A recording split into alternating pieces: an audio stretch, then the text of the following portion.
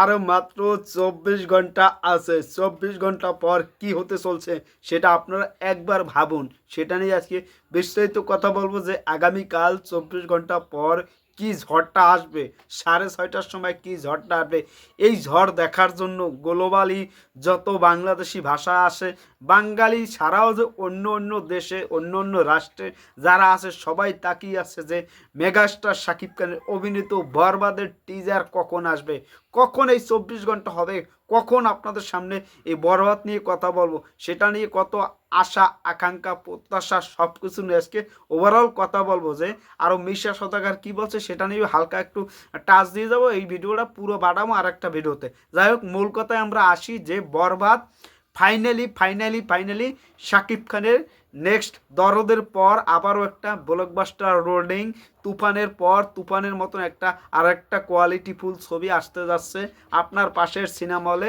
আর মাত্র একটি মাস আছে, তার আগেই আগামীকাল সোশ্যাল মিডিয়ায় ট্রেন্ডিংয়ে চলে যাবে আমাদের মেগাস্টার শাকিব খানের কে বরবাদের টিজার।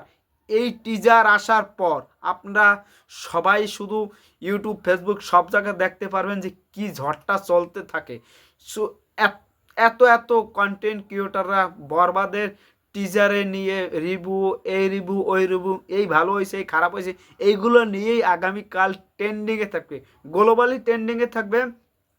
আর এই ছবিতে অভিনয় করছে কারা কারা সেগুলো আস্তে আস্তে কালকে দিনেই আমরা জানতে পারবো। এই সময় আমরা জানতে পারবো যে কি ধামাকাটা হতে চলছে। কালকে আবার যে বাংলাদেশের খেলা আছে, বাংলাদেশ বনাম পাকিস্তানের খেলা আছে, সেটা আমরা দেখব।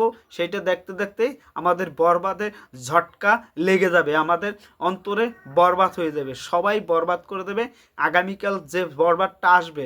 আর এখানে আরেকটু বলি যে মিশা সওদাগর ভাই কি বলছে, যে তার সে বলছে এই ছবিটা একবার না বারবার দেখবেন, আপনিও দেখবেন আমিও দেখবেন, বারবার দেখবেন। এই যে কথাগুলো সে বলতেছে। মিশা সওদাগর আবার মেহেদী হাসান হৃদয় ভাইকে নিয়ে অসাধারণ কথাগুলো বলছে, এগুলো সত্যি ভালো লাগার বিষয়। কি বলছে সেটা নিয়ে একটু কথা বলি। যে মূল হচ্ছে যে মেগাস্টার শাকিব খান যে বরবাদ নিয়ে তার সাথে কাজ করছে, সেটা নিয়ে আশা প্রত্যাশা ছিল যে ভালো কিছু করবে। সেখানে মেহেদী হাসান হৃদয় ভাই কী বলছে, তার নিয়ে কী বলছে মিশা সওদাগর, সে বলছে যে ভাই দেখেন, রায়হান রাফি হয়েছে যে জাতীয় টিমের একজন প্লেয়ার, আর শাকিব খানের বরবাদ ছবির ডিরেক্টর মেহেদী হাসান হৃদয় ও হয়েছে অনূর্ধ্ব-19, মানে রায়হান রাফির পরের ক্যাটাগরিতেই পড়তে যাচ্ছে মেহেদী হাসান হৃদয়। তাহলে বুঝতে পারছেন যে মিশা সওদাগর সে একজন অভিজ্ঞ মানুষ, অভিজ্ঞ একজন চলচ্চিত্রের অভিনেতা, সে যদি এই কথাগুলো বলে সেগুলো আমাদের কাছে ভালো লাগবে না। এই বিষয়টা আমরা চাই যে মিশা সওদাগর আমাদের কাছে ভালো লাগার বিষয়। এই মিশা সওদাগর যদি ভালো ভালো কিছু কথা বলে, শাকিব খানের নিয়ে নেগেটিভ কথা না করলে পজিটিভ কথা বলে, এটা আমাদের জন্য ভালো লাগার একটা বিষয়। আর 2025 সালে আমরা শাকিব খানের যে প্রথম ছবি আসতে যাচ্ছে বরবাদ, এটা নিয়ে আমরা তো এক্সাইটেড আছি, তার সাথে সাথে আপনারাও আছেন। এখন ভবিষ্যতে আমরা অন্য একটা ছবি আসতে, অন্য অনেকগুলো ছবি আছে, সেগুলো নিয়ে আমরা কথা না বলি। আমাদের মূল ফোকাস হয়েছে শাকিব খানের বরবাদ, শুধু বরবাদ নিয়ে কথা বলবো, অন্য কোনো ছবি নিয়ে আমরা কথা বলতে চাই না, অন্য নায়কের নামও নিয়ে চাই না, ওইগুলো যা হয়ে গেছে এগুলো নিয়ে আমরা কথা বলতে চাই না। যাই হোক, সবাই ভালো থাকবেন, ধন্যবাদ। অল সাকিবিয়ানসরা, আগামী 24 ঘন্টা আপনাদের কেমন কাটবে সেটা নিয়ে টেনশনে আছি। এই 24 ঘন্টার জন্য আমরা অধীর আগ্রহী আছি।